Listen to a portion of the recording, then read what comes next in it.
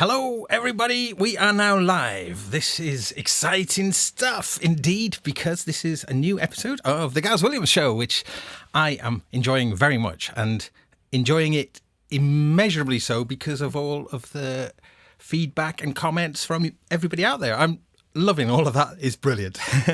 So please stick with the show. It's going to get good. We've got amazing guests lined up. Oh my goodness, I'm so excited about the guests we've got coming up. Today's guest is extremely exciting. His name is Mr. Peter Chilvers, and Peter is he is a good friend of mine because we've worked together, and we'll talk about this in the chat. But also, Peter has been a very close collaborator with Brian Eno for a long while now. They've been they've done lots of things together, including all of the iOS apps. Like Bloom was a real groundbreaking app, really. Generative music. I always try to put an extra generative music. Generative music. And this is an area that's very, very interesting. So obviously generative music is music that you can interact with, but it's you just leave it up to itself, and it kind of creates lovely, all sorts of lovely things. So we will be talking about that in depth with Peter, who is one of the leading global experts in that field. So that's going to be really exciting. But in upcoming shows as well, oh gosh, I've got some big stars lined up. I'm so excited about it. I will tease in the future once we get a bit closer to the dates for those different people. But all I can say is stay tuned to the Gaz Williams Show, because good things will be happening. Anyway, as is my want, really, I am part of my show is kind of showing you where I'm at with my rack adventure. Now, here it is, and some of the more eagle-eyed viewers out there will realise, hang on, there's no new modules in there. And yes, this week there isn't any new arrivals, which has been a good job, really, because I've been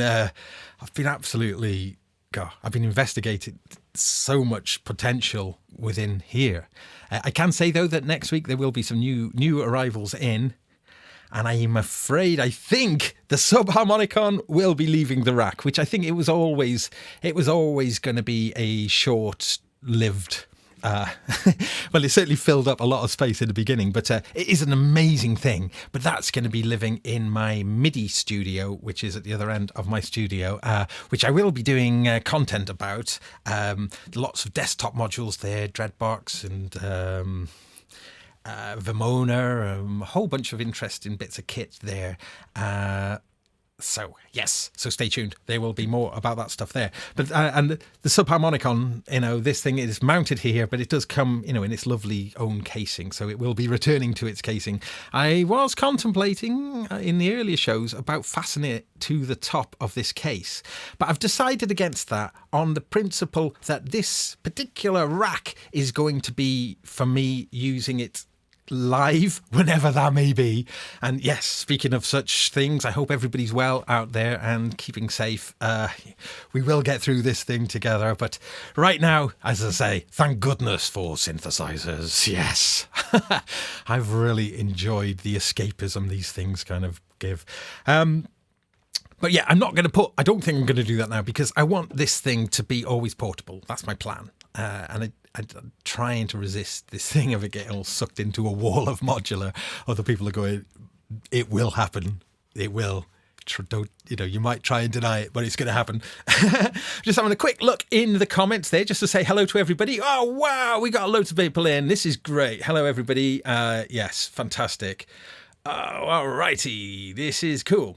Okay, so the format of this show, as you may know already, is that I'm going to just do a little bit of playing around and whatnot for the first half hour or so, and then our wonderful guest Peter Chilvers is going to join us. There is a midway point, a little chat as well that I want to talk about, which is something I want to say about one of the projects that I've been involved in during this lockdown. That's just something that's come to fruition. So I'm going to talk about that later. So stay tuned. That'll be in about 20 or so minutes. But now we are just going to focus on what's going on here. Now, what I did just like 10 seconds before going live now. In fact, those of you who were waiting patiently there, what is going on?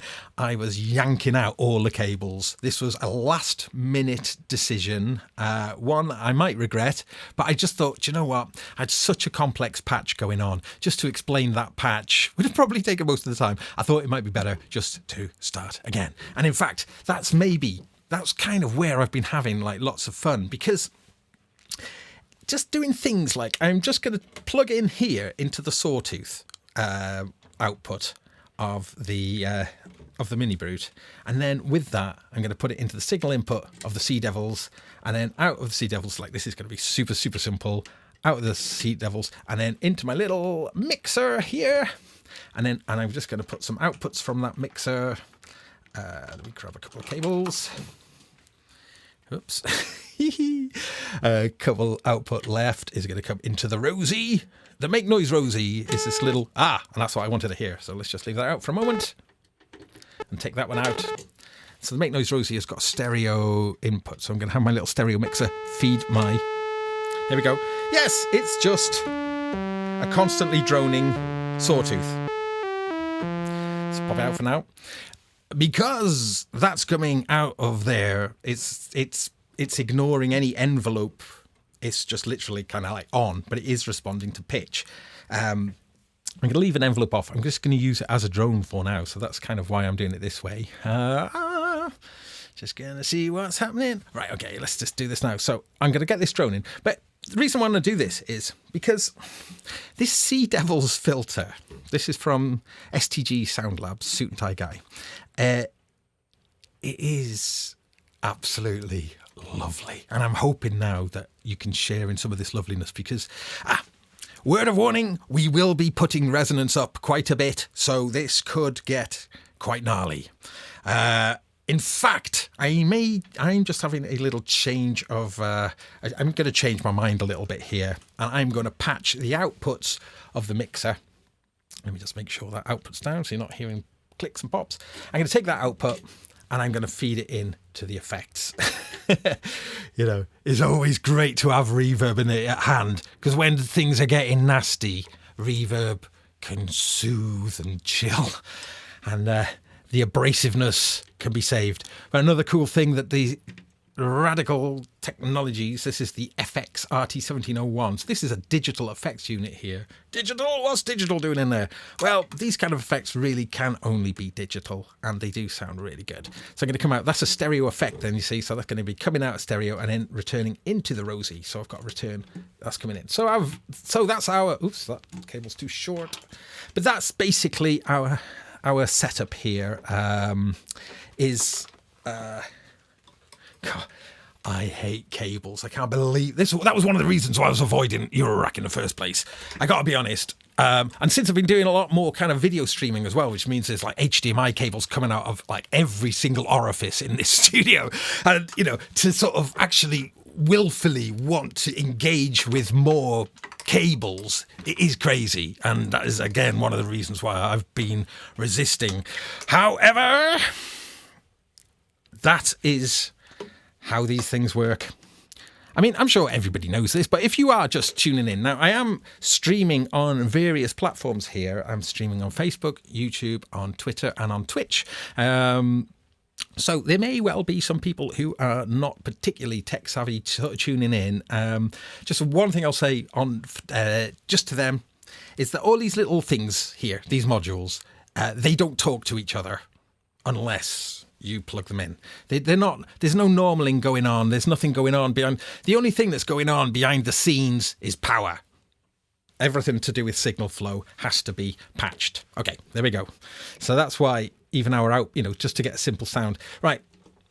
Reverb is now in. We've got a fallback, but I'm just going to make that dry anyway. So it's not going to be doing anything. I'm just going to make sure that the filter is off on here as well. Yeah, because there is like a full multi-mode like EQ and filter as part of this effects. And I've shown in an earlier show as well, one of the things, the kind of, what would you call it? It's kind of ultimate, or it's super strength. Its super strength is the fact that all of the settings you can store as a snap, as a scene, and then you can change all the settings, store it as another scene, and then use this center dial here to morph between these different scenes. And it is an amazing thing. I've been having deep joy with that. But anyway, that is not what we're talking about right now. That was just merely background. What we're going to be looking now at is this Sea Devils filter. Okay, so let's get that going. So it's just going to be droning, okay? And I could be okay. Let me just make sure. Output. Here it is. Let's bring that up. Okay. Let's take it low. Okay. Right. So I'm going into the filter. There's no resonance now. So I'm just going to do a complete swoop down through it. Now, you will have to have some headphones or some subwoofer to hear some of what goes on down here. So just as soon as you drop over, as it past that 12 o'clock moment, past 12 o'clock there, down here, oh, it's a really interesting filter. So I've learned a little bit more about this filter. It's an 18 dB diode filter. So that gives like that. The steepness of that filter then is yeah. So I'm just doing slow morphs around that, just so you can hear just some of that characteristic. I mean, you do need to be hearing that, as I say, with some quality to hear what it's doing. But anyway, let me give some resonance to it now. And look at that though. I'm cranking the resonance, but that low end you're not losing low end on that. So that is really cool. The resonance is now on 7. But it doesn't say resonance on here. It says response. And I believe that is an EMS, that's for historical accuracy. So here how that resonant self-oscillating kind of kicks in.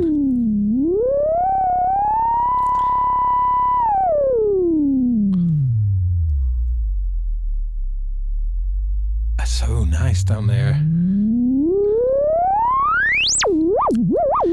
Okay, I'm going to try something now. So right next door, let's just take that out for a moment. Next door to the Sea Devils filter is the .com modular. I think I talked about this briefly, but what this is like a subharmonic. It's like a subharmonic generator, I think. And so if I was to patch, let's think where I can patch from. I tell you what I'm going to do. Actually, yeah, I'm going to come in and signal. I'm going to go in, and then I'm going to come out of this in a few different ways. So if I'm going to come out of this at the same octave, it's going to generate a... Let's pop this in. So I think that's generating a square wave. But that's at the same octave. But I'm going to take now a sub-octave out and put it into the frequency input. Oh! Okay. Let's try a different one. You see, as it going lower, you can hear those pulses. I'm going to swap these over. Let's take that out of the same octave.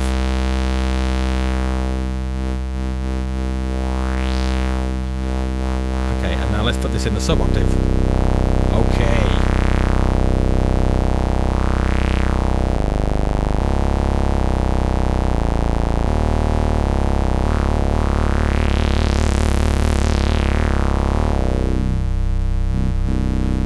Yes.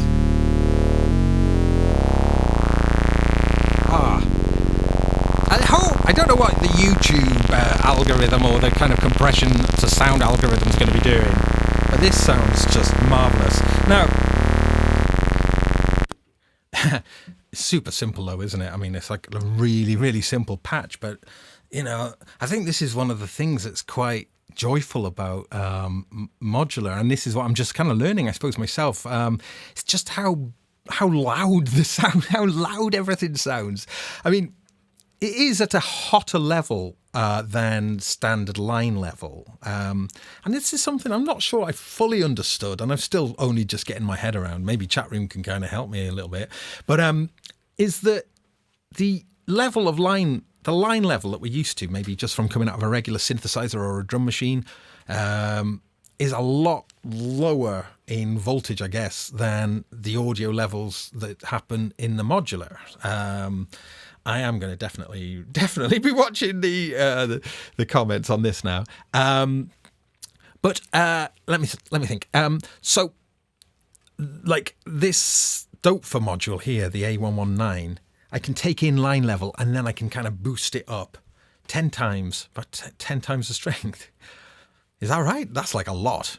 But it's, so this kind of brings the levels up. An example being, if I was just to want to plug into the radical effects, for instance, it would be too quiet. I would need to boost up the signal quite a bit in order to get it up to Eurorack level. But by that same token, stuff coming out is going to be too hot to go into things. So like in the case here, the Rosie then sort of steps it back down again into regular line level. I've got that then coming out and feeding into a looper, the RC505, which is just to the right by there. But, you know, so that's fine. That's seeing the levels all kind of correct. So I suppose the thing I'm talking about there then is that Eurorack does like to live in its own kind of, by its own rules, you know. Let's have a look what's going on here. I suppose there are reasons you get output modules for Eurorack that convert stuff back to normal line levels. Yes, exactly. So, yeah, that is cool. Okay, too hot to handle, too cold to hold.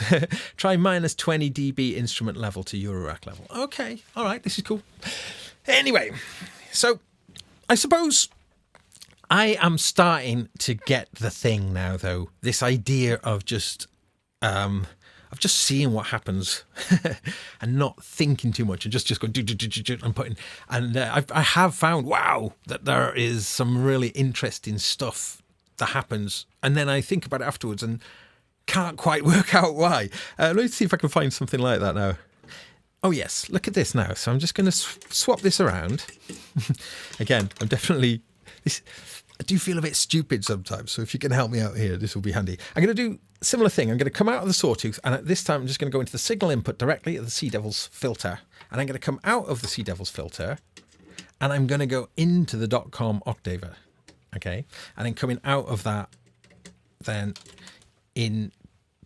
back into the stereo mixer, which then goes out through the reverb, and then into the Rosie. Okay, so let's pop this in here, and then... Okay, now, look at that, as I'm turning, it's doing like weird things, instead of it being smooth, but this is the output.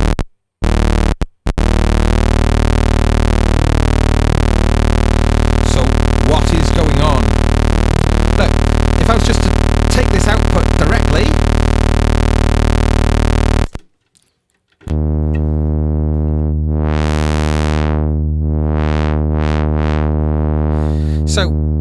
So the output, when it's going directly in, the filter works as you expect, but when it's going through this, then it acts really strange.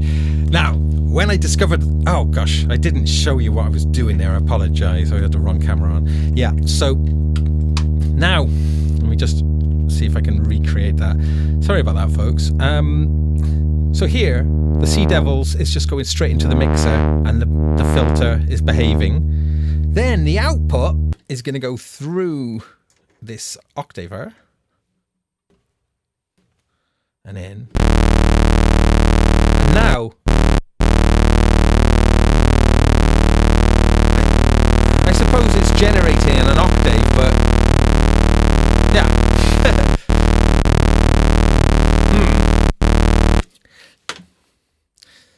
So I'm just thinking that it's filtering, it's generating an octave of what is filtering, but as you're changing, yeah, it's sort of making sense. But I think the reason why I was demonstrating that was that's the sort of thing I'm kind of going, oh, okay, I'm not, still not really thinking in voltages. I'm still thinking, and like the way I initially set this up, I'm still thinking like a traditional mixing desk, auxiliary sends into effects and that sort of thing, as opposed to this, the dark art of voltage manipulation.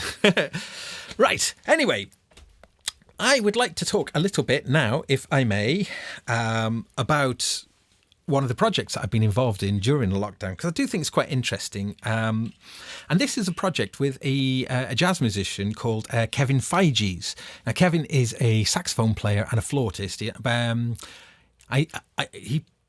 can play the whole range of saxophones. He's got a baritone sax and goes up to a soprano sax with alto sax. I think he's got an alto. Yeah, he has.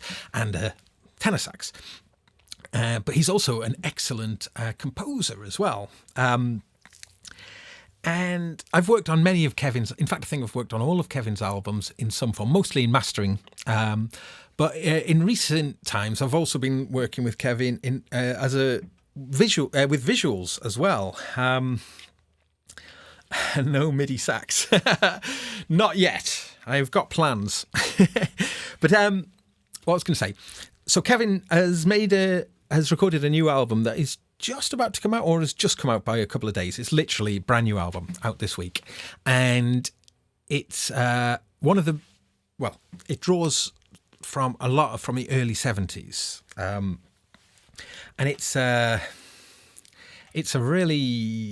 it's drawn a lot from British influences of the early 70s, like British horror movie scores. I should have written down some of them, but we watched some as well together, because we were watching some to get background information for some of the videos. And now I'm going to play one of the videos now that we've done. We've done two together. The first one is to accompany one of the songs off the album. It's called Strange Place. And that is very much based on the sort of soundtrack you would hear on an early 70s British horror movie. And it's quite an unusual genre, because a lot of the compositions and indeed the instrumentalists were drawn from the British jazz scene. And in the early 70s, there was this really interesting sort of fusion, and it's not like later fusion, an interesting fusion of kind of rock music dynamics with jazz tonality and jazz harmony. And that's something that Kevin's taken a lot of influence from on this particular album. And of interest, you see, the classic British band of that scene is, of course, Soft Machine. Now, Soft Machine sort of came from that psychedelic scene and kind of morphed more into a jazz rock sort of fusion band. And the saxophone player in Soft Machine is called Elton Dean. In fact, little side note, Elton John took the Elton part from Mr. Elton Dean. But anyway, Elton Dean, terrific saxophone player, was Kevin Feige's saxophone sort of mentor and taught Kevin. So Kevin's got a lineage then to that particular era. And this album does definitely have Soft Machine kind of vibes about it.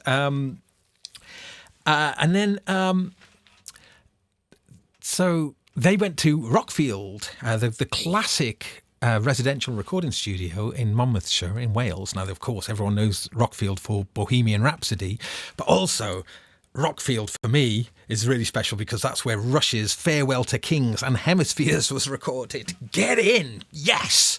I love that story. But I've worked in Rockfield on a few occasions in the past. It's always a thrill to go there because it's just it's so steeped in rock and roll history. And it's a wonderful studio complex. And it's great that it's still just about managing, because it's a very, very hard business to get into. You know what time it is, guys? It's time I've got to press the button where everybody... Actually, I'm going to flick to the module so you don't see my camera settings. I'm pressing the button. Those cameras are not going to die on me this time. Yes! Man versus machine. Man wins! Right. But yeah... So, before I go any further, though, I do have to say we lost an amazing musician this week, and it ties in with very much that same music scene. The great Keith Tippett. Keith Tippett is one of the most important people in my life. He really, truly was one of the biggest inspirations. Keith, just a quick bit of background about Keith. Keith was a free improvising jazz pianist, although I don't even know if he would like the term jazz particularly, because such was the depth of his free improvisation. Now, Keith is kind of maybe... Well, he's well known for a number of things, including Centipede, which, yes, I noticed that Di is mentioning that in the chat room. Yeah, in memory of Keith Tippett. Thank you, Di, for mentioning that. Yeah. Centipede was a big band. I think there was 50 members, hence 100 legs, Centipede. But that was one of Keith's bands. He also was a member of King Crimson. Well, I say a member. If you ever asked Keith about it, he would say something like 16 hours. That's all in terms of, amount of time he actually played it. But he did play, crucially, he played on sort of from around the era of In the Wake of Poseidon, the second album, through to Islands, just before King Crimson changed sort of drastically with John Wetton and David Cross coming into the band. Anyway, that is King Crimson-y history, of course, and Bill Bruford. So that little period in between In the Court of the Crimson King and the Bill Bruford, John Wetton era, which, this is some of my favourite music. But Keith played on Islands and he played on Lizard as well. And famously, he's that kind of radical pianist on Cat Food. And I still think that is probably the most radical piano that was ever heard on Top of the Pops. So Top of the Pops, the British cheesy pop show. Well, I say cheesy, gosh, it was our life. King Crimson were on Top of the Pops, and the song they did was Cat Food. And Cat Food is super cool. And then when you hear just that radical piano... Keith was an amazing musician. I mean, he could just channel absolutely anything through his prodigious piano skills. Also, what was fantastic about Keith was he met and married Julie Driscoll. Now, Julie Driscoll was the singer with Brian Auger and Trinity, and also she put out some solo albums in the late 60s. But she was beautiful, and she had this short, cropped, curly hair, and she became known as the face of 68. She was really internationally renowned as almost, as a cultural icon. She sang on This Wheel's on Fire, which was used as the theme tune to Absolutely Fabulous, the British sitcom. Another little factoid. But anyway, Julie was tipped for big mainstream success, but through kind of, meeting Keith and becoming a partner with Keith, she pretty much turned her back on what would have undoubtedly been an incredibly successful career. She's got an incredible voice, but she became a lifelong devotee to improvised freeform music too. Now, where do I come into this?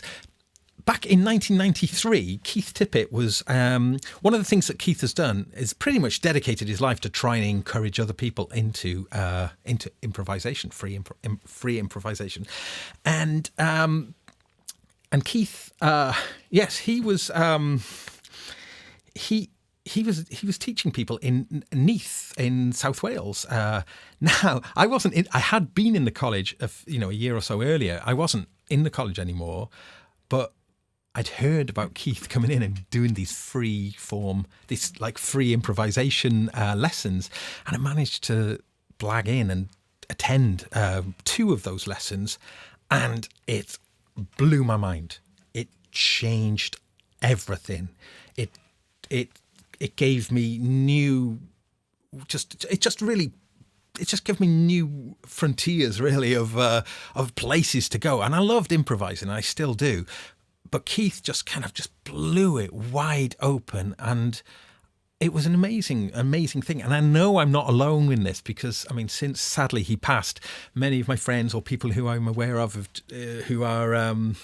who was under Keith's tutelage have said things along the same sort of lines, really expanded people's, boundaries beyond what they can imagine. Now, fast forward about 7 years from that time, I got friendly with and ended up working a lot with Dave Stapleton, who runs Edition Records, which is probably Britain's, if not biggest or most relevant kind of jazz label now. So I'm great Dave's stuck with that. He's also is a very accomplished jazz musician in his own right. But through Dave, I learnt that Keith was doing those same improvising workshops in the Royal Welsh College of Music and Drama, which I wasn't attending either. And I managed to blag in 2 times as well, sneak into the class to attend. But the thing was, I was at the front singing and doing all crazy stuff, so it was hardly discreet.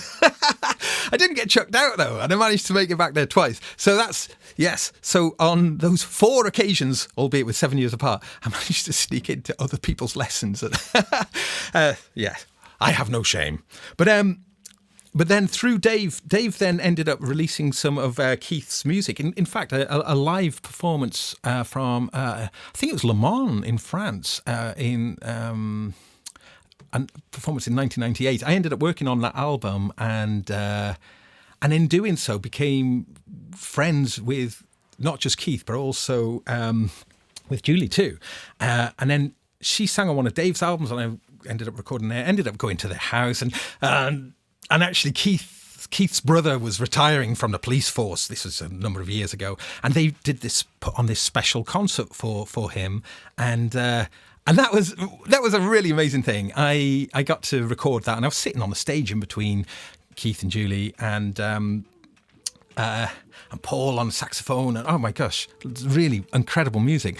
But they were doing really quite far out improvisation to a lot of kind of policemen and people, very kind of a very straight audience really, and I was fascinated to watch how the audience was reacting, but testament to just what wonderful musicians they were. The whole thing was an incredible experience, and you could feel that energy just surge through the room. And this, you know, as I say, a relatively straight, not certainly a typical music audience, felt this elevation that can happen in improvised music, which when it does happen and you feel it, it is almost like a spiritual experience. And I think this is one of the reasons why I'm really hooked on it, just having tapped slightly into it.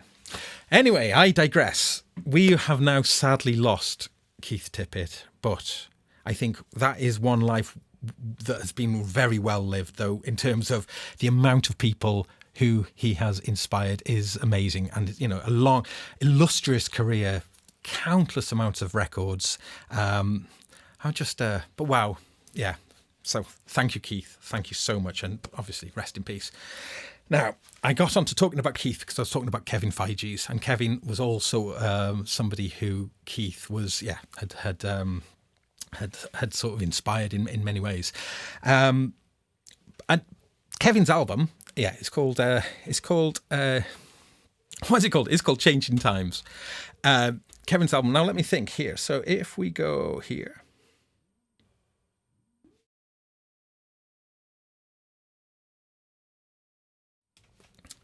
Yeah, just been reviewed in The Observer. 4-star review, but very good review. Really nice, and super pleased about that. So congratulations to Kevin for that, because obviously there's only ever a few reviews a week there, so that's always you know really good to get that kind of exposure. And I'm really pleased because in order to promote the album, Kevin's decided to make a little promo video. Now, this is something that I've made with him, and we filmed it when we went down to Rockfield. And when I was in Rockfield, I did have to just do this, though. Rockfield is legendary for its echo chambers. I think it might have 3 echo chambers, but I went in and I made this tiny little video.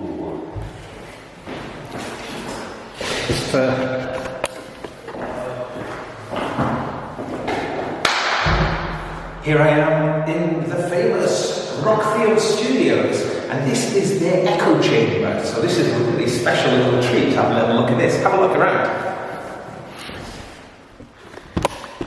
So we've got the 2 microphones, and they are actually 41s, funnily enough, a pair of them.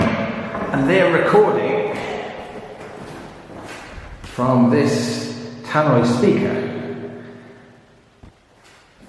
Look at the shape.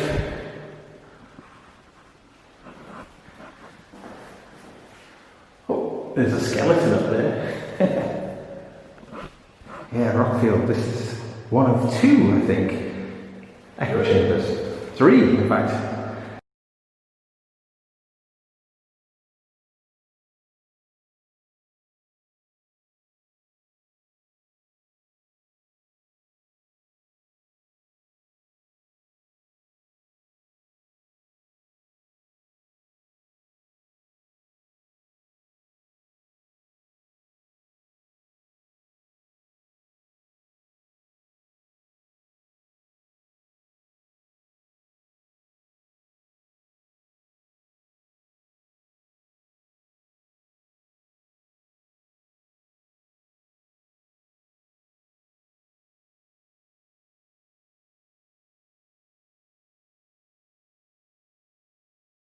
Oh, I'm back. Sorry, where was I? No, it was me. I pressed the wrong button. Yes, so there we go. That was my little echo chamber thing. So yes, when we were down there at Rockfield, we took some footage. I know. Oh, I tell you what. Duh. There's so many things. Oh, there we go. Life. Right, we were back in Rockfield, and yes, we took some footage, and when we brought that footage back, so I worked on the album, mastered it, and got it sorted. We did some interesting things in the mastering process as well, which was nice. On one track particularly, we really tried to listen to the sound of Soft Machine and see about giving that similar kind of tone, tonality that we could get, only within the master, but that was quite interesting. We ended up compressing it quite hard, which gave it a characteristic sound. Anyway, to make a promo video, we made we took the footage, and it was a little bit dry at first, this footage, but we're thinking about the age and thinking about the music had a very early 70s kind of look about it. So I remembered I'd seen this amazing video, found it on YouTube. It's a promo video. I think it's a promo video for car salesmen to announce the new Princess. This was like a 70s British car that's quite often called one of the worst cars ever made. And like they must have employed a real kind of state-of-the-art kind of advertising department to come up with this super slick presentation. It's got a brilliant soundtrack. In fact, Kraftwerk are on the soundtrack. So it's an amazing little video. Anyway, what we decided to do was we decided to sort of pretty much rip it off as much as possible. To make Kevin's promo video, we copied loads of elements out of this Princess promo video. Oh, it was so much fun. So we kind of copied a lot of the video texture, and at the start, it starts with the logo, and it's very dark, but the logo on the thing was dark, and we tried to mimic the video effect. And any amount that we were applying still always looked fake until we used at the end 0.01% of jitter, that was, just to give a tiny little bit of movement, but the tiniest amount of movement. Yet it just gave it this incredible vintage look. There was a few other little filters and stuff going on, but we ended up making a bunch of animations as well that I made here really, and my wife did some illustrations and just did some very, very simple animations rather, in a very early 70s way. So I thought it would be quite nice if I could play you this little promo video, and whilst doing that, I'm going to be going and getting our guest, Mr. Peter Chilvers. So I'm going to leave you for a moment with this little video. The album's called Changing Times by Kevin Feige. It's out this week, and here's the little promo that we...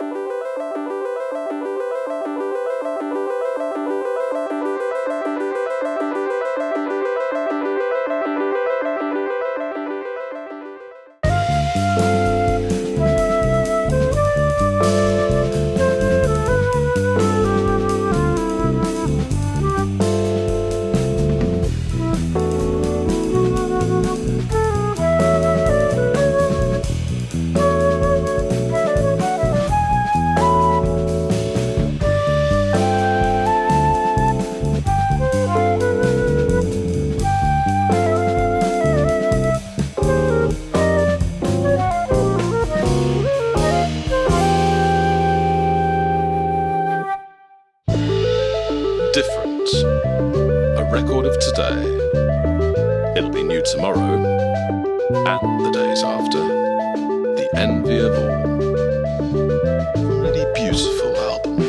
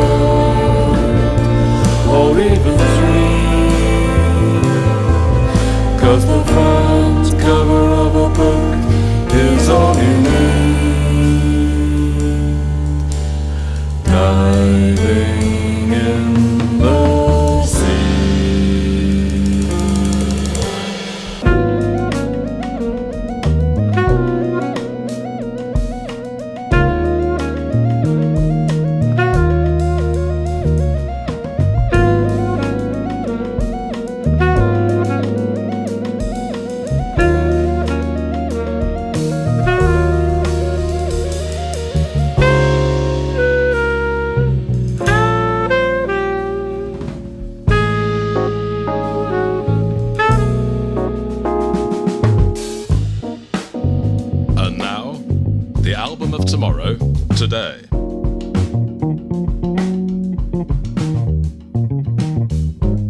Different. Distinctive. The biggest news since the Mini.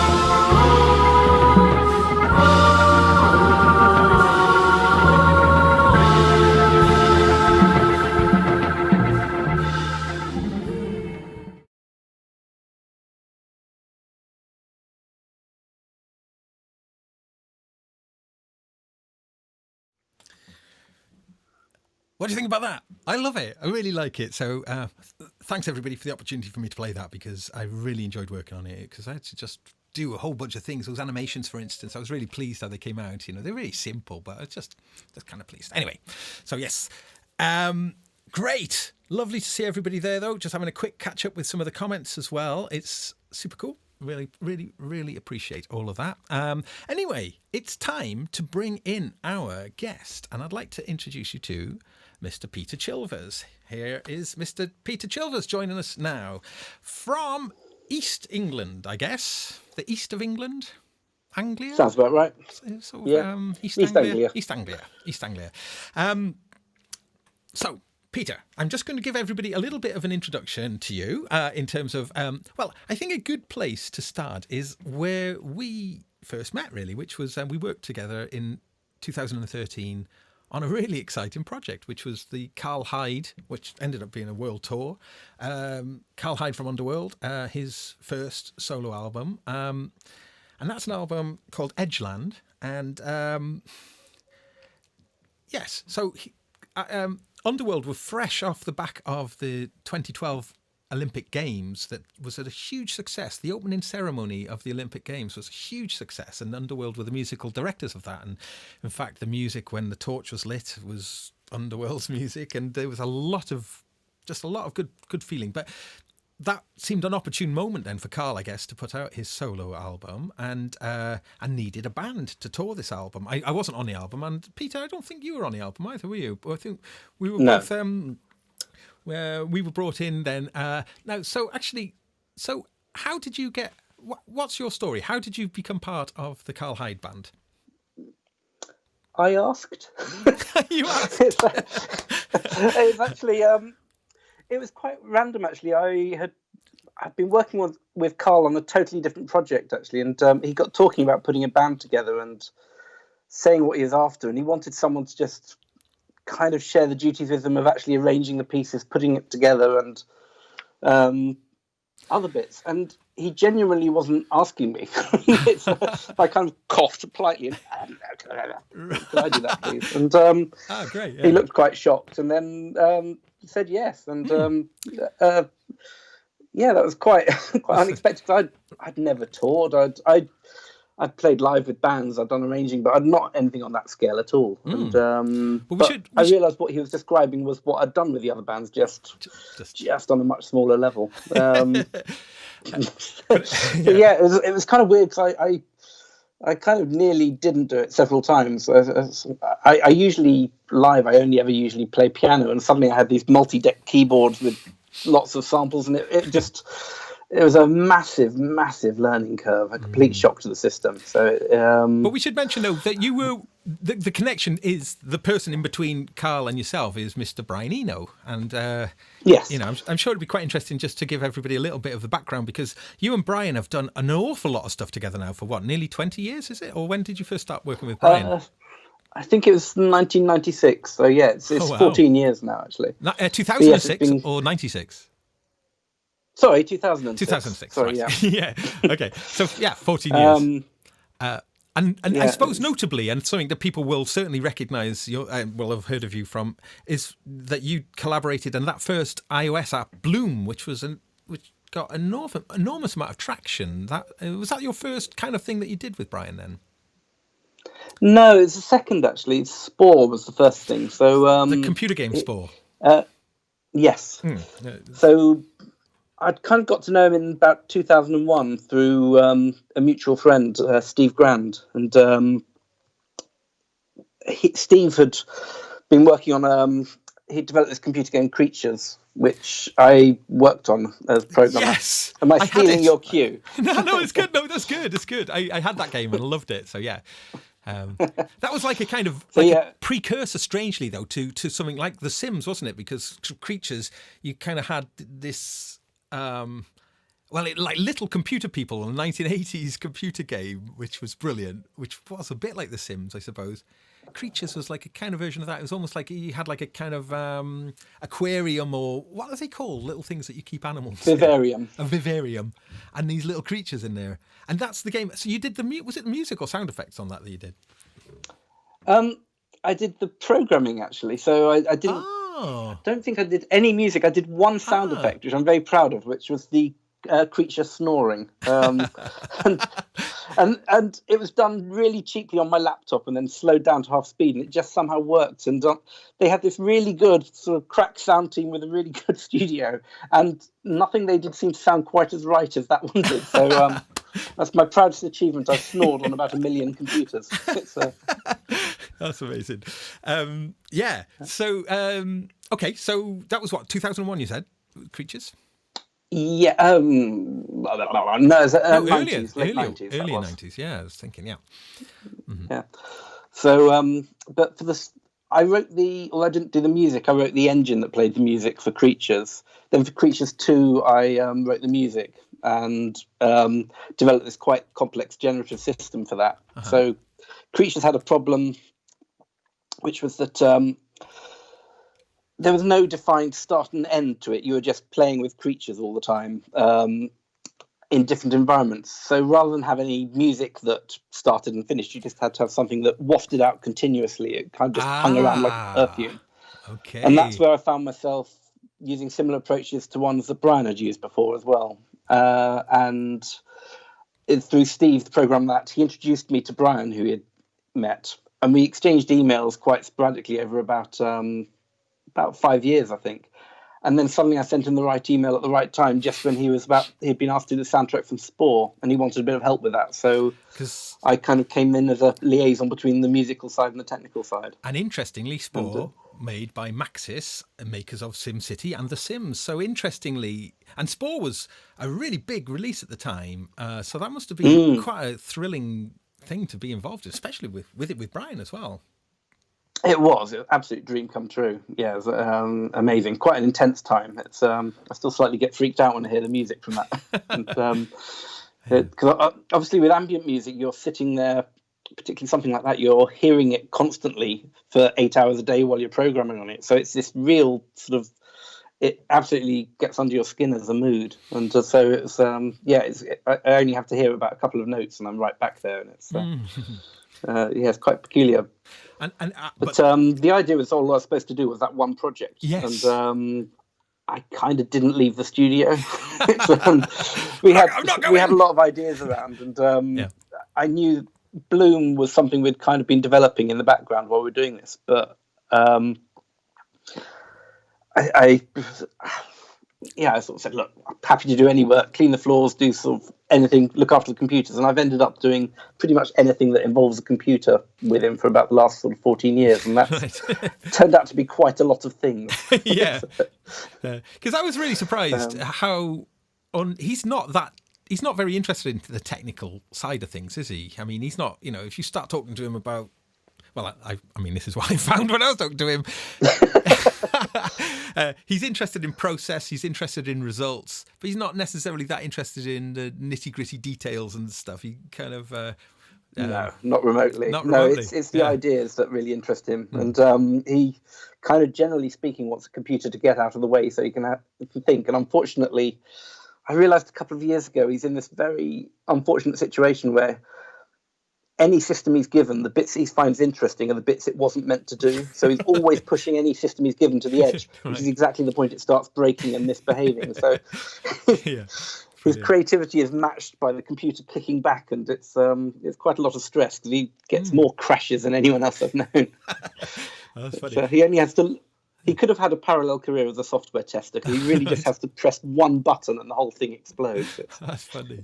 So Bloom then. So we talk about Bloom because not only was Bloom obviously a generative. Nearly did it again. Generative. Not only was it generative music, it was one of the first music apps, wasn't it? Once the App Store became a thing. Yes. It has a weird prehistory because we actually developed it before the iPhone existed. So it was or at least before we knew about the iPhone. It was about a year ahead of that. And we had it on a PC. Brian had a Wacom tablet in the studio, so we could play with it on that. And that was all great, but not many people had a Wacom tablet and a computer that would be willing to just sort of buy software. So it kind of just thought, okay, that's nice. Now let's do something else. And then the iPhone appeared, we immediately just felt we had to do something for it, and this was just sitting there waiting, and perfect. it was just such a perfect fit for it. It was really, really lucky. It was a big hit as well, wasn't it? I mean, gosh, it got an enormous amount of press, and it did. It was well. I think it was at that point. I don't think there had been any. I hesitate to use the word celebrity; isn't quite the right word for Brian, but there weren't any apps from famous people, and I'd like to think this is actually not only an app from a famous person, but it's actually good as well. It had a reason to be there, and I'd like to think it would have been good even if it hadn't had any names attached to it. And yeah, it did get a lot of press. I was shocked. I'd only ever been a sort of passenger on things that Brian had done up until that point. So suddenly to see the exposure it got was extraordinary. Your name and life changing. Fantastic, yeah. Because your name was there, wasn't it, alongside Brian's with and so. So fast forward a few years later, Bloom had a follow-up, before Scape, Trope. Yeah. Trope was the next one. Mm-hmm. So Trope was Trope wasn't what it was meant to be. Brian had this idea for Trope, which he described to me, and I went away and then completely failed to do it. I think it was one of the things that it was a really good idea, but it wasn't quite right as an interactive experience. Okay. And I ended up, the thing I misunderstood and did really worked well. It was essentially, it was kind of supposed to be Bloom almost turned upside down, whereas Bloom, you tapped on the screen, you got these little bell-like notes, and there's a texture floating around underneath it. Spore was the opposite way around. You had the bell notes constantly playing, and you could do what essentially was finger painting. You would trace lines on the screen, and that would change tones. It was all quite sort of trippy. It's much more like, it's like sort of painting in a load of oils, and it's quite a nice thing to dabble on. It's much darker in sound, though. Where Bloom, I think, is something people get their babies to sleep using, it's or very soothing, send themselves to sleep. Bloom, yeah. I mean, Trope, people do that, but it's not so easy, I'd say. They have horrible dreams. Actually, speaking about dreams, I did a little live broadcast at, I think it was 4 a.m. Monday morning. It was didn't mean it to be so late, but by the time everything was kind of ready, and somebody going, it was great, nightmare ambience, and I thought, nightmare ambience, that's the genre for me. I think I've spent most of my life making nightmare ambience. I think probably it's also the easiest genre to make as well. I've got a we had a similar problem with when we were doing the Spore soundtrack, actually, that we were supposed to cover all these sort of worlds, and we just kept creating these volcanic, deserted, desolate landscapes. Nice. We had about 99% desolation and about 1% beauty at the time. Oh yes, desolation. I'm definitely good at that. And and like the beautiful instrument of a glockenspiel, I just make really horrible music with it. Yes, but I'm going to be doing some things on video with the Glock. I'm having a lot of fun with that. But okay, so nice. So we're starting about Trope, and then obviously Scape, which was like a more ambitious idea again, I guess, wasn't it? Really.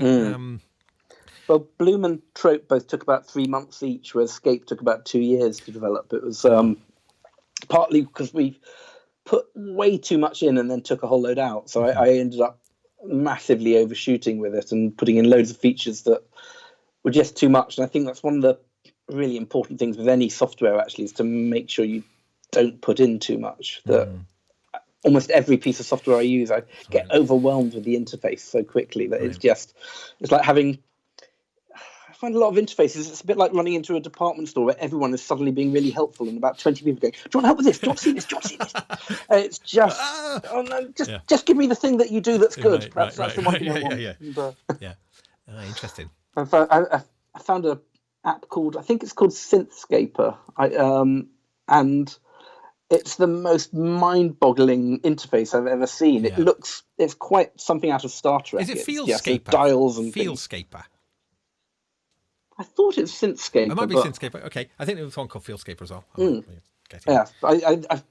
I think that's a different app. Oh, okay. But this particular app has one button called marked RAND, and you press it and you get a random patch, and they're all fantastic. That's it. And that's as far as I've ever got. I've never Right. figured out the rest of it. So but get rid of it. just keep doing that until you get it right. Yeah. Yes. Mm, I recommend having a look at it's just a fascinating interface. I have no idea, but it's the kind of thing, particularly when I was 15, I'd have been very excited about. So interface, I suppose this is quite an interesting thing though when talking about interface then, because you are then, as a musician, you're having to also think about how to make those interfaces, how to make those how to get, well, I mean, in the case of Scape, how to get something that has some sort of meaning to the end user without it in any way touching into musical theory. The end user doesn't have to know anything or be a musician, but has to get enough feedback that what they're doing, they know the impact of what they're doing is heard. So, and that's a really fascinating thing. Is that something that was difficult to achieve then? Yeah, I mean, I think the thing with all of the apps we've done is I've never aimed them at musicians, so they had to be, they had to feel intuitive, and that was a lot easier with Bloom and Trope, because when you touch the screen, you'd get a reaction immediately. You could feel what it was doing, and you didn't really have to. You didn't have to think very hard. You just with Bloom, you could quickly work out the higher up the screen you go, the higher the noise. And with Trope, similar. You just hear the tone change. Scape was much more subtle. It's like assembling musicians in a room. You get given a big palette of these virtual. We call them shufflers, actually, but what they really are is little virtual musicians. They each will do a very stupid, simple thing over and over again. And so you drag them onto screen. So it's a case of getting to learn how one sounds. So one might be more like a sort of bass drum, might be a bell, one might be a shimmering sound. But you kind of think, okay, yeah, I quite like that blue one. I like the yellow one and the red one. Let's see what they sound like together. And so it's really like assembling a band over and over again. And I think that's something you can kind of understand intuitively. You don't need any skill. It doesn't tell you what key you're in. You might learn that the orange one is a bit nastier than the green one, and the red one you shouldn't go near. But it's quite a big and quite complex world, and it wasn't afraid to be ugly. Yes, as opposed to Bloom, you couldn't really make Bloom ugly, could you? No, it's hard work too. Right. Yeah. So yeah, I find people have tried. I do find it extremely easy to make ugly music. You know, I have definitely got a talent for that. Hence my nightmare ambience. Okay, so talking about generative music then, and how to, you are, I suppose, having to apply lots of musical rules yourself then behind the scenes.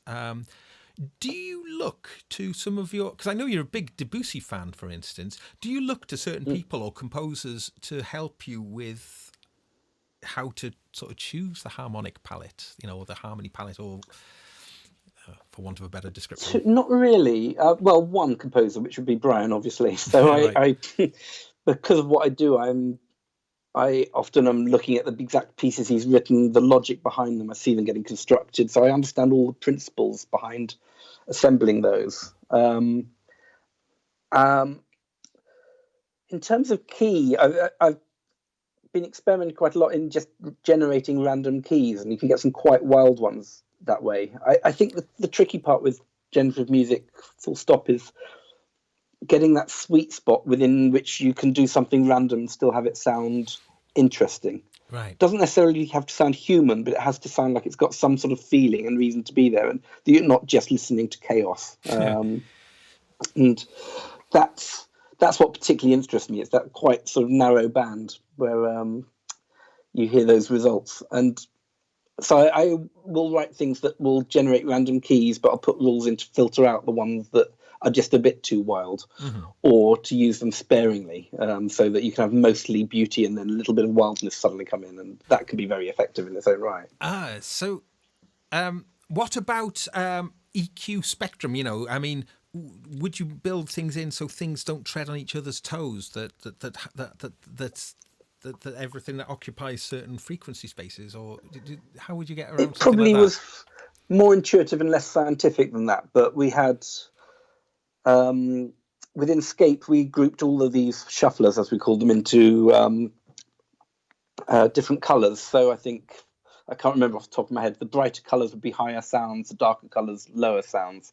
And so that dictated a certain part of the spectrum they'd naturally occupy anyway. But no, it's never getting out an EQ and adjusting things. They just, it's partly, one thing Brian does actually, even when he's not creating music, is he's often creating sounds. And he's got just massive archive of what are essentially Logic channel strips with just whole ranges of sounds and treatments and so on. So most of the things that ended up in Scape came from those. We would find a particular sound and it would have a certain character, and you just kind of intuitively know how to put them together. And he, I think subconsciously, he designs them to occupy a particular space anyway. So, and has his own kind of, I'd say labeling system. That's not quite the right word. It tends to be just, he's very good at picking a string of adjectives that will perfectly describe a sound, sort of rich, dissonant wobbler or that sort of thing. And, nice.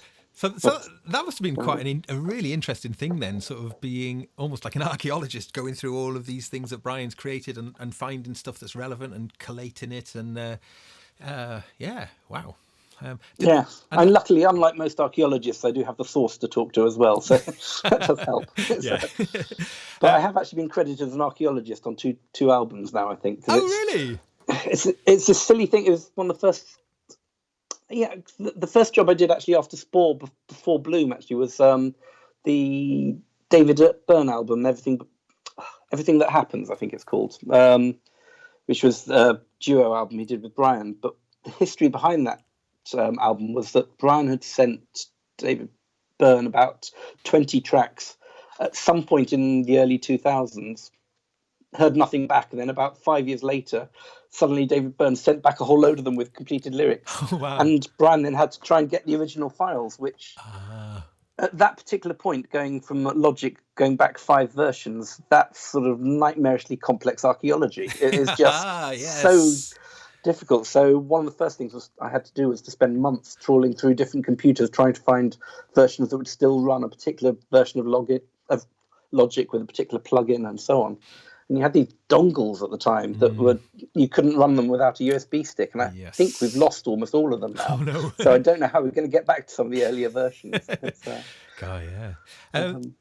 So, yes, because that was their first collaboration since My Life in the Bush of Ghosts, which I guess by that point would have been about 30, getting on, 20. I think it's 20 years at that point. Oh, right, it's 20 years at that point. Early 90s? No, early 80s. 81 or something, yeah. Amazing album, actually. If you've never heard that one, ladies and gentlemen, My Life in the Bush of Ghosts, I mean, it still sounds remarkable to this day. I mean, maybe not quite as remarkable because so many things have happened since in terms of kind of cutting up and using samples in a creative way. But I mean, for when that came out, I mean, it really, truly was a remarkable, groundbreaking album. But of course, Brian Eno had that long relationship with David Byrne anyway, due to producing those classic Talking Heads albums. So, yeah, interesting. So did you work with those two in the same room then? Not then. I did a bit with what became American Utopia, I think. So there were early versions of that. And I did get, one of a dream come true, but I got to see David Byrne playing guitar, which David Byrne's guitar playing is one of the things that just brings me joy. It's just the most lovely, it's that, I would dearly love to be able to do that. It's got fantastic sense. I think rhythm guitar is often very undervalued. Definitely. And I think he plays it incredibly well. So yes, that was very nice to see. I don't think I heard him sing, but yes, I did get to hear him play. That was great. But so the first album though that they did together, that was just it's pure archaeology. I spent most of the time talking to a very obstinate Mac from 2001. No. So yes, the less glamorous part of the record production there. That was because like in terms of, you've had actually production credits on an Eno album now, haven't you? I think. Yeah, it's The Ship. There's a really weird story with that one actually. But so I've been working a lot with him on this particular album. I think The Ship's an extraordinary album actually, which I'm not claiming credit there, but it's an I think it's kind of up there with the weirder Scott Walker albums, but more accessible at the same time. It's quite extraordinary thing. Scott, can I just cut in when you mentioned Scott Walker? Can you remember going to that Scott Walker thing in Sydney Opera House? So this is just a little insert. I'm sorry, everybody. Because we realise now it's nearly 7 years to the day that we headlined Sonar in Barcelona, which was a bit of a thrill, wasn't it? With the Carl Hyde band. That was great, wasn't it? Arriving in the gig in the blacked out sort of minivan, but do you remember that when we were flying back? Minivan, no, the tour bus. Oh no, for that one, no, they were taking us from the hotel to the venue, which was like really walking distance, but we had to go in the kind of black. I think it just helped. My main memory, sadly, of that afternoon is I got stuck on top of the cathedral when the lift broke. So. Oh, really? Oh, wow. I thought I was going to miss the gig. But, well, actually, we did have a fright, though, didn't we? We were flying back from that gig. When we flew in, there was an airstrike in France, and we were flying to Barcelona, but the flights were all cancelled because the flight path was due to go over France. So Rachel King, who was our tour manager on that one, she managed to get us we flew to Madrid. Do you remember this? Yes. So we flew to Madrid first, then to Barcelona. And then on our return flight, we were flying to that teeny little, it's London Dockland. London City Airport, which you think, ooh, that sounds like a... It's the tiniest little airport. It's one of the smallest I've ever been to, with a notoriously short runway. And we came in too fast. Do you remember that? And we came in and we landed, and it was a bounce, and we bounced it, and it came in too fast. So the pilot took back up again, and people were screaming and bank, and then they had to bank quite dramatically. It was definitely kind of one of those moments, wasn't it, where it's like, whew. I mean, that trip was quite a while. Anyway, but that is virtually 7 years to the day, I think, isn't it? Maybe in 2 days' time or something. But one of the big highlights of that particular tour was to play in Sydney Opera House. And we were there for a few days, and one of the things that was happening in Sydney Opera House, there was a festival going on. It was called Vivid Sydney, and it's a really quite a remarkable thing to experience. They do these gigantic 3D map projections, like onto those funny things on the Sydney Opera House are called the sails, and they use it as a backdrop to project against. It's quite an astonishing thing to be there, and. But one of the things that was going on in the Opera House at the time was a playback. It was like a thing that was curated by Scott Walker. And what's the album called? Bish Bosh. There was some excerpts from... Yes, it was. Yes. and what you had to do... Surely it wasn't Bish Bash Bosh.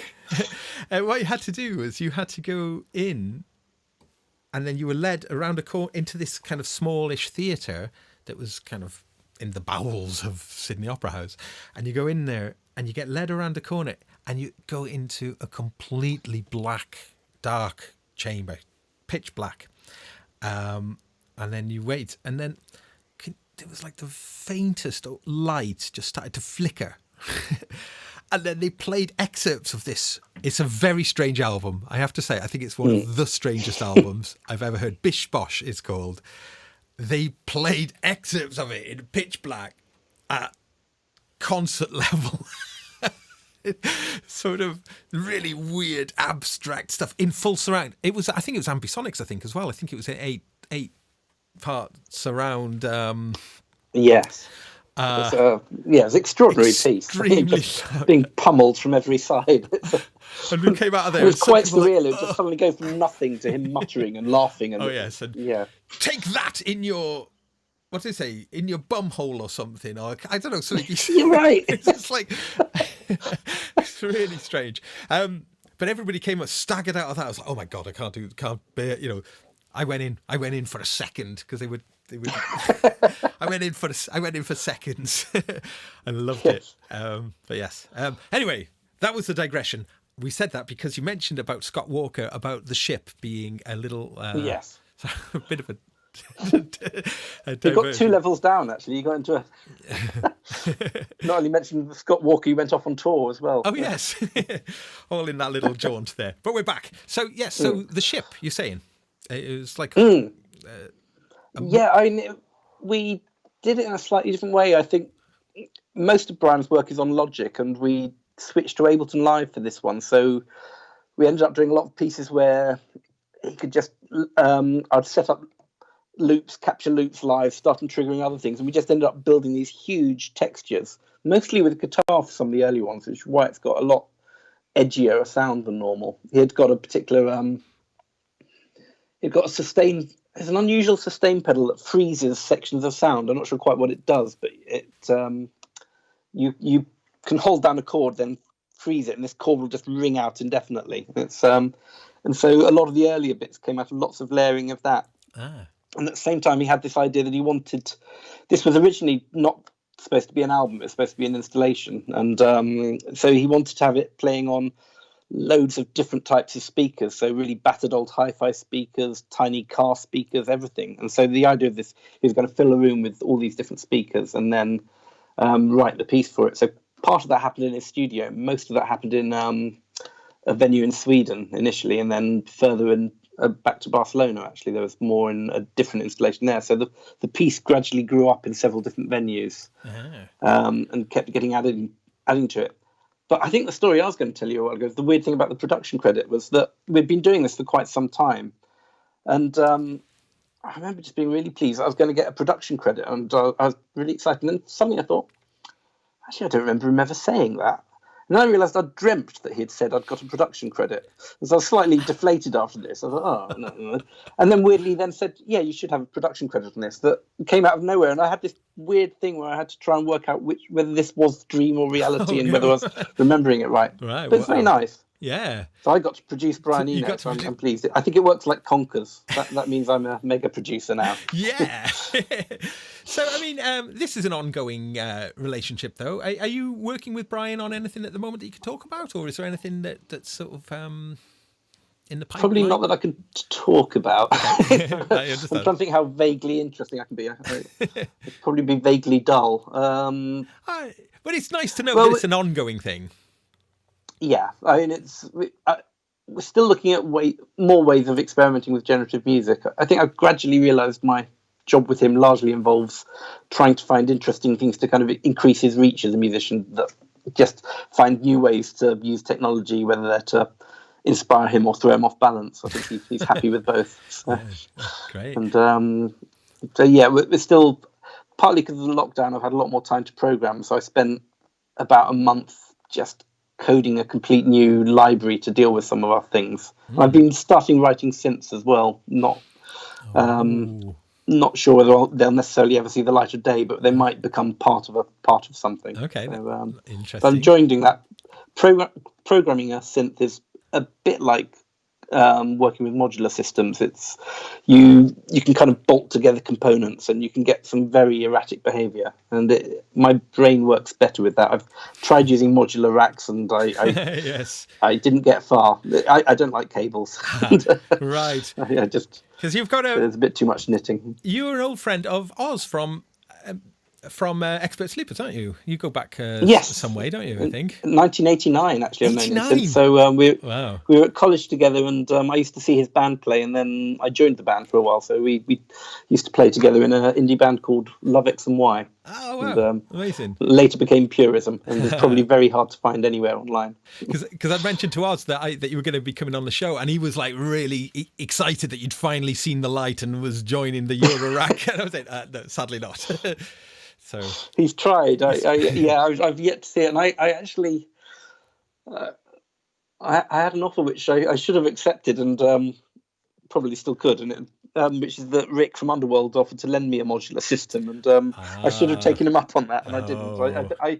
I just had a child at that point, and I knew there was just no way I was going to get my head around it, yeah, or find anywhere to put it. To be honest, either. So. Yeah, gosh. Plus, it would have come back full of porridge or something as well. Sick. You don't want a thing with too many holes that you can stick things in when there's a baby around. Yeah. So I think we're probably going to end around now. I'm just feeling that I realise that if we go on too long, it puts people off, actually, from wanting to watch the show. I was hoping to put them off earlier. That's all right. But before we go, we'll just talk a little bit about some of the releases that you've been on and some of the recent releases, because someone who you've been a long-term collaborator with is Mr. Tim Bonus, isn't it? Who has, who some of you may know through his collaborations with Stephen Wilson, the No Man. That's their project together, isn't it? And but you've worked with Tim. That goes back 20 years or something, is it? Or that's nearly 30 as well. Actually. Oh wow! Okay. 91, I think it was. So yes, we've been friends and worked in probably about 6 different bands together as well. So it's, you recently had an album that was recorded. Was it that's recently been reissued, hasn't you? That's just come out. I think we've had 2. Well, we did the main. We've done a lot of things, but the main ones I think we're both most proud of together is we did an album under the name Tim Bonus, Peter Chilvers, which was a name a great team of designers came up with, and we did an album called California Norfolk in 2001, which is a collection of really quite miserable, downbeat, that's nice. sort of slightly Blue Nile-ish atmospheric songs. Yeah. And we started writing another one straight afterwards, and it's taken us 18 years to finish it. Not because it was difficult, we just kept running out of time and being in different places. Hang on, I believe that. You've run off. What did I say? That's California Norfolk. Here it is. It is. It's a lovely cover, that as well. Yeah. So California Norfolk, for anyone who doesn't know, is actually California is a little seaside town in just north of Yarmouth, and that is a terrible picture of me. Signed. And, that's California Norfolk. Signed. Yeah. Wow. California. I don't remember that. Was I drunk? There. There it is. Yeah.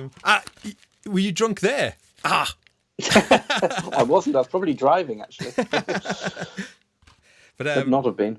Highly recommended. Yeah. Beautiful. Yeah. Thank you. Yeah, Blue Nile is a great point of reference, I think, for this. Obviously, I hope so. Different in its own way. I don't think it sounds like them, but it's similarly downbeat, I think. Similarly downbeat, but with that beautiful kind of sort of like lingering texture, I suppose. Sort of. I like that.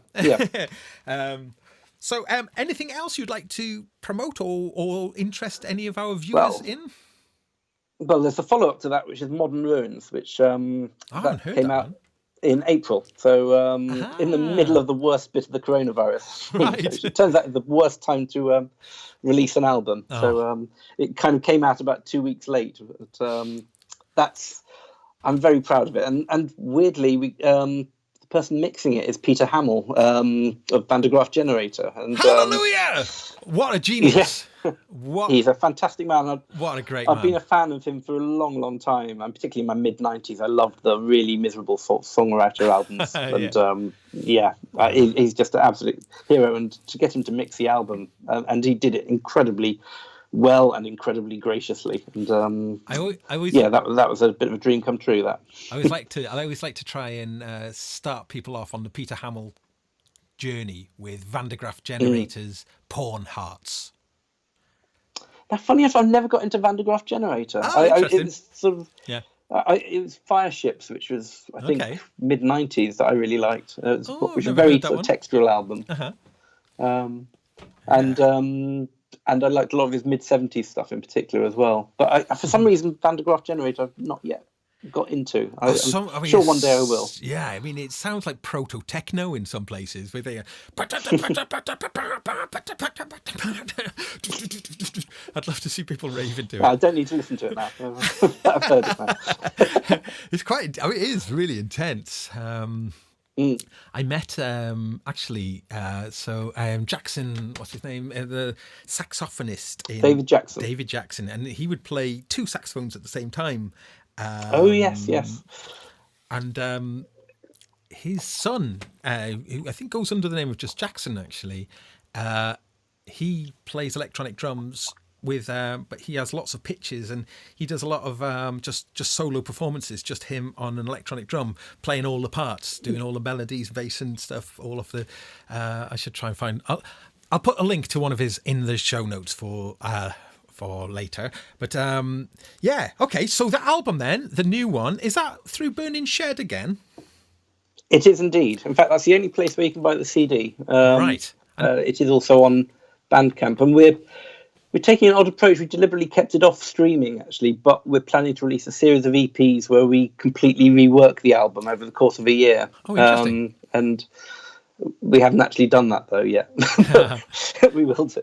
So we could just mention briefly about Burning Shed though, because that's quite interesting. Burning Shed is a sort of record label, a distributor. They sort of specialize in kind of, dare I say, prog rock, but aspects of prog rock, but also aspects of more experimental and avant-garde, and are a really cool company. But you were involved in the original Burning Shed, weren't you? Yes, I was one of the founding directors. So it was myself, Tim Bowness, and Pete Morgan, who used to run a record label in Norwich. And at the time, all three of us lived in Norwich, and this is 2001, I think. We had this idea to set up a label that would just burn CDs on demand and sell them online. And it sounds like a really obvious thing to do, but at the time, even selling stuff online was still in its infancy. Right. And so originally that was what we were supposed to do. So it was going to be a sort of experimental label with sort of experimental singer-songwriter, maybe some of the more ambient stuff. And gradually we started selling other people's stuff. And the thing that particularly sold was prog.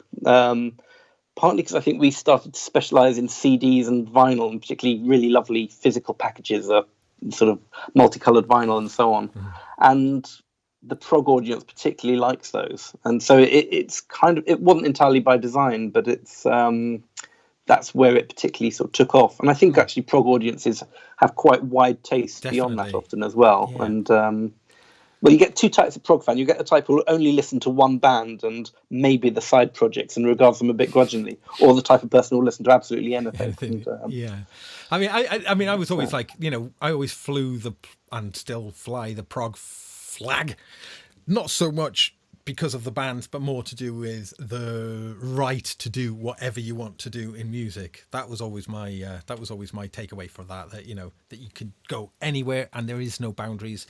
I've come to kind of wonder whether that the boundaries are actually quite useful for the focus, and a lot of the albums I've worked on and have done myself have been so kind of like a bit of everything that maybe that isn't always a good thing. But I can't kind of help it though. I've always been a bit of a genre hopper, mind you. Now I've got my genre of nightmare ambience. I think I'm just gonna live in there, I think. But anyway, Peter, I think I'm gonna call time now. It's lovely to have had you on, and it'd be great to get you back on for a future show.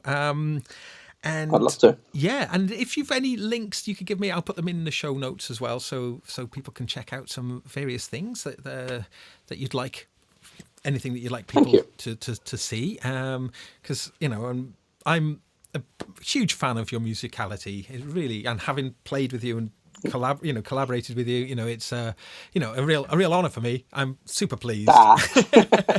But yeah, and thank you everybody in the chat room. We have had a great show today. Lots. I'm going to have to come back and read through all of these comments. We've got hundreds of comments again. Lovely. I love our chat room. There's so many cool people there. So very, very thankful for you guys for tuning in. Peter, and for joining, thank you ever so much. And everybody, take care and see you soon. Cheerio. Bye. Bye.